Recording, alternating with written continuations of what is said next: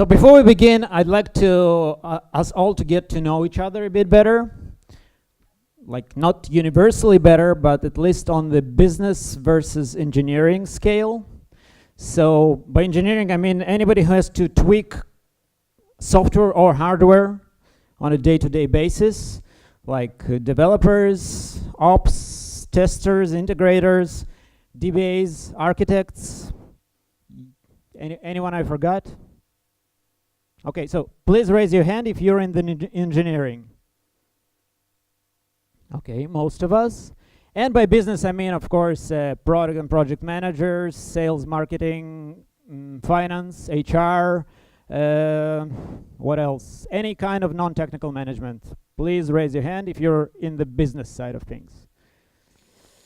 Ooh, I would really wish to see more hands right now because, you know, we're talking about DevOps, and I think we all wish at least DevOps was good for the business and would have been taken seriously by the business. But anyway, I really hope that this talk will resonate with all of us, if on the business or on in the engineering side.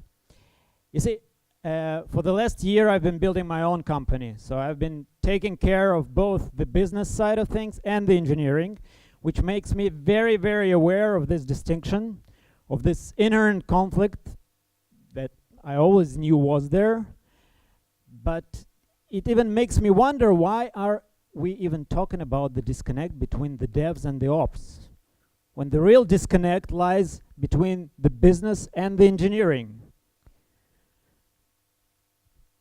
Doesn't it? Okay, silence. You don't agree, right? Business and engineering go hand by hand. They understand each other perfectly, right? Okay.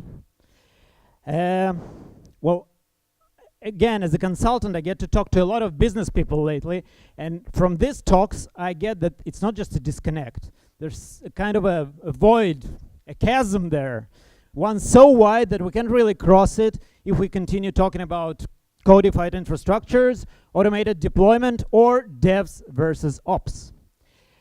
I was at this conference in Munich last week, where I had the chance to share the stage with the great John Willis himself. Yeah, I was also lucky enough to get a signed hard copy of the brand new DevOps handbook. Okay, here's an autograph. And John, in his keynote, was talking about pretty much the same challenge. He was saying, what if I had to talk to the CEO of Bank of America and explain to him this concept of DevOps in one short sentence? And the definition that John came up with was this. So he said that DevOps is a set of practices and patterns that turn human capital into high-performance organizational capital. Okay, with all respect and gratitude I feel towards John, I don't like this definition at all. First of all, I don't like when we talk about humans as capital, resources, assets, because if you look up the word capital, it's derived from the Latin word caput, meaning head, as in head of cattle. Okay, and secondly, this definition basically tells me, as a businessman, when I look at it, it tells me DevOps will allow you to squeeze more milk and more beef out of your cattle. Okay, so I think effectively, instead of putting it around humans, it dehumanizes the whole concept.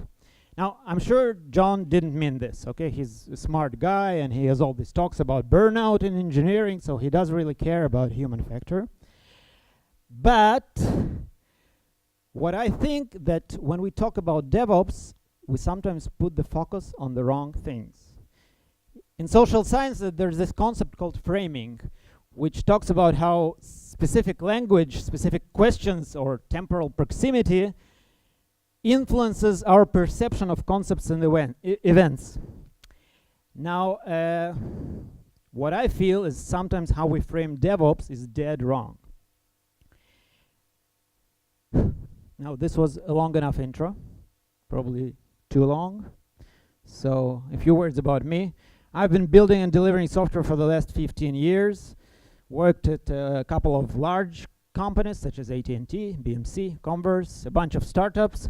And for the last year, I'm building, as I said, my consulting company, where what we do is help customers build this DevOps thing. And I'm also a big fan of technical training. I think technical training is how we're building our future. And I'm also the Jenkins TLV area meetup organizer, which I invite you all to join. We're looking for more speakers for the meetups.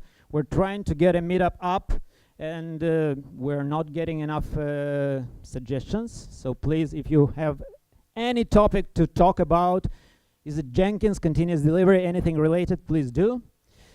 And I love future. Okay, so let's go back to framing now. Who's familiar with the Puppet State of DevOps report? Okay, a few of you. Okay, anyway, it's a survey that is sponsored by Puppet, with a declared goal of promoting and tracking DevOps adoption in the industry, and the undeclared goal of selling more Puppet, I suppose. But anyway, it's a pretty solid body of knowledge.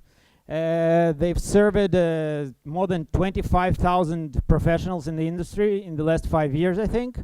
And here are the highlights of the last one from year 2016. Now, there are some impressive figures here, like 200 times more frequently deploying things, and 2,555 times faster lead times, 25% less time, 50% less time, a lot of things. But when I look at this, basically all I see is faster, more performant, security issues, small batches, okay? And then there's one small line talking about employees. I had to enhance it in different colors, so you'll be able to find it. Because the number there is not that impressive.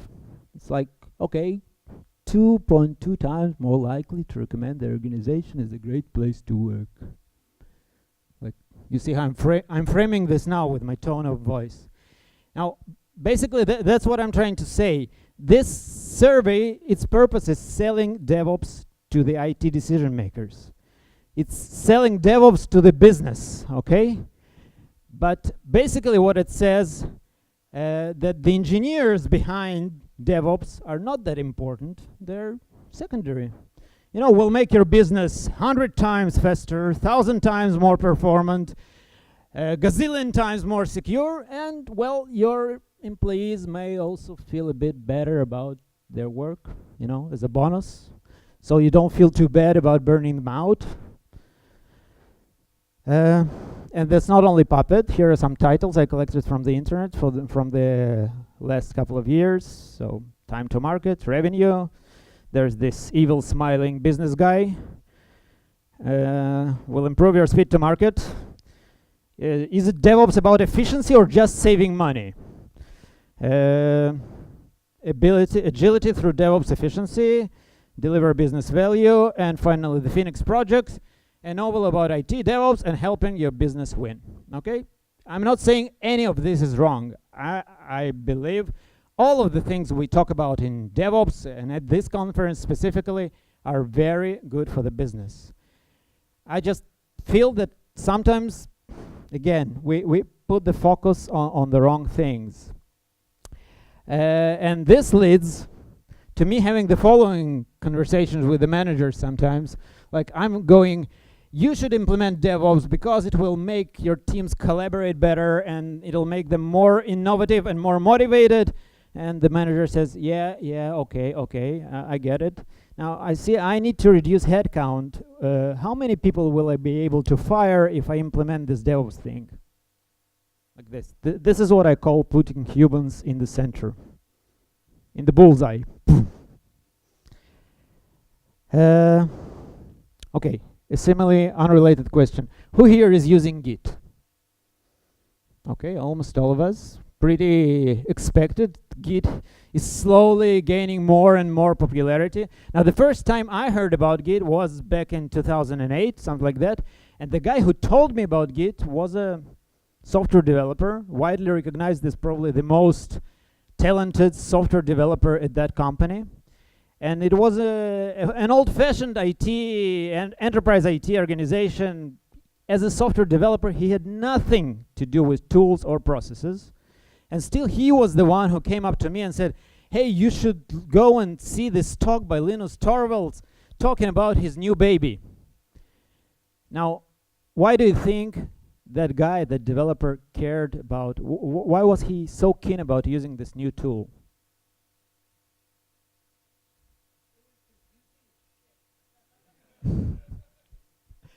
Okay, probably. I don't think, I don't think that. And I don't think he wanted the tool because he was feeling like my company is not delivering software fast enough. And I don't think we weren't using Subversion, okay? And he wasn't, we were paying IBM tons of money for CM Synergy, okay? And but that was also not the reason. He was not thinking, oh, my company is paying so much money to IBM, I want to save my company some money, let's go with Git, it's open source and free. Because I believe that the real power of Git, with all its confusion and anything, lies in its ability to make developers, to give the developers the ability to experiment more, to play with code, to move freely while still keeping the data somewhat intact, right? And that, I believe, by the way, is the killer app for most of the tools that we now associate with DevOps, like all the containers and time series databases and configuration management systems. We like them. They're popular not only because they give us business value, but first of all because they let us to be creative in new, interesting, and previously unexpected ways. So what else I was going to say? Yeah, there's this guy called Simon Sinek. He has some ideas regarding leadership and its place in workplace motivation. So he has this book called Start With Why, and in it he has this golden circle model where he says that basically whatever we do, build a company, release a product, provision a server, we should always first start with why, okay? And only when that is clear, we should proceed to how and then what should be done. And I feel that with DevOps, this is of crucial importance. We first have to ask ourselves why we want DevOps. And the answer should not be to deploy things faster or to have less security issues or anything of that kind. Because if you ask me, these things are pretty boring. Okay, so instead, I suggest we focus on things that are less boring and things that we all, both business folks and engineering, can relate to, something at the very core of human nature, and that's creativity. This is an interesting picture.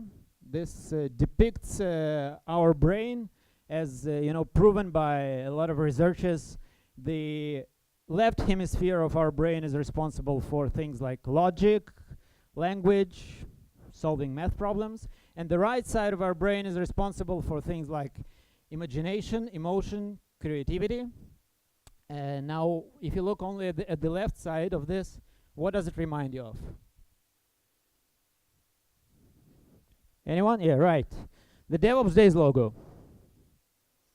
Okay, that's what I mean when I talk about framing, but that's not the reason why I brought this here. It's just that when I was thinking about devs versus ops controversy, I realized that it can be more widely explained as creativity versus preservation. Now you see, creativity, with all its glamour, sometimes can be very destructive, right? Because at a certain point when you want to create new things, you can't create anything new anymore without disrupting if you want something old. So if you put your focus on preservation, you'll invariably stall creativity. But if you put your focus on creativity, whatever gets destroyed will eventually be replaced by the new, fresh creations. And that's something I think we both as business and as engineering can relate to. And we probably should embrace this.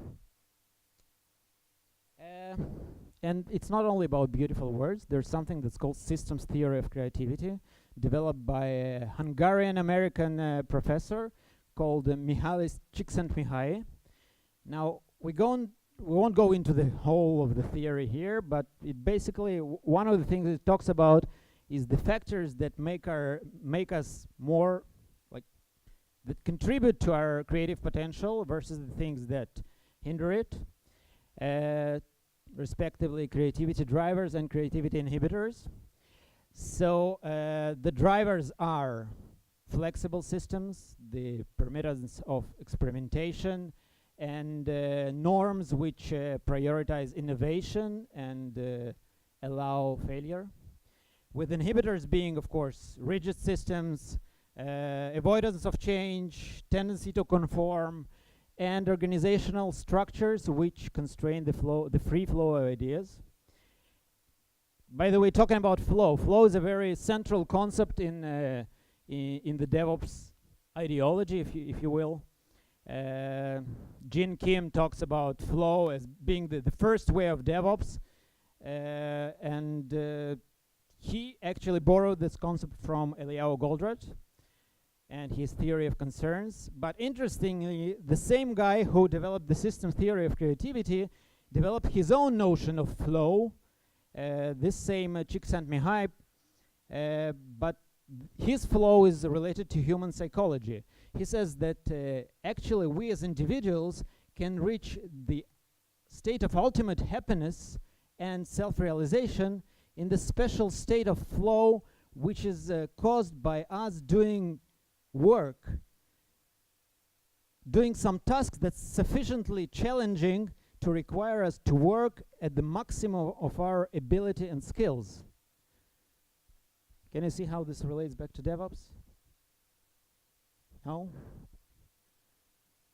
Well, anyway, just for a moment, let's go back and review these creativity inhibitors, creativity killers. Sounds familiar? Anybody experienced those in his workplace? No? You're lucky. I sure did. Well, I feel that working in the DevOps way can and should help us eliminate at least part of those. But again, I'm a big fan of creativity, as you've already learned. But I think it's especially important in our industry because our industry is based on engineering. And engineers, as Oren Ellenbogen puts it, are smart, analytical, opinionated, and ambitious. And actually, the word engineer itself, if we look it up, is derived from the Latin word ingeniare, to contrive, devise, create. There's this great TED talk from Dan Ariely talking about what makes us feel good about our work. Now, Dan Ariely is a social sciences researcher, so he has some hard empirical data to support his claims. And what he basically says is that the most demotivating thing we can do at work is routine work, things that we repeatedly have to do again and again and again, while the most motivating things are things where we feel connected to the fruits of our labor, and when our work is visible and our creative ideas are visible. Now, at that point, some skeptics probably will say, who said that the engineers have to feel good about their work? Like, I've talked to some managers who said, I ate enough shit when I was an engineer, so why shouldn't they eat shit now? Like, I suffered, now it's your turn, right? Well, beside the core human values of compassion and empathy, and beside the business value of innovation, there's also the case for changing work ethics. You know, one thing we must not forget is gradually the more and more engineers we hire belong to Generation Y. And there are multiple surveys saying that millennials have very specific expectations of their workplace related to having a creative outlet, being recognized for their work, getting feedback, and they're much quicker to leave if any of those expectations are not met. And even at the most technologically advanced companies, the median tenure of engineers is steadily going down. Like, I don't really know where the data comes from, but I researched this on the internet. Yeah, that's pretty trustworthy. And this says, shockingly, that the median employee tenure at Amazon is 1 year, and even at Google, it's only slightly higher, standing at 1.1 years. So if Google, with all its resources and fairy tale perks and all the great open source software they're releasing, aren't succeeding in retaining talent, what are we to do? Well, if I tell you that culture is the answer, I'll probably sound very unoriginal. Again, at this conference, I was in Munich last week, everybody was talking about culture.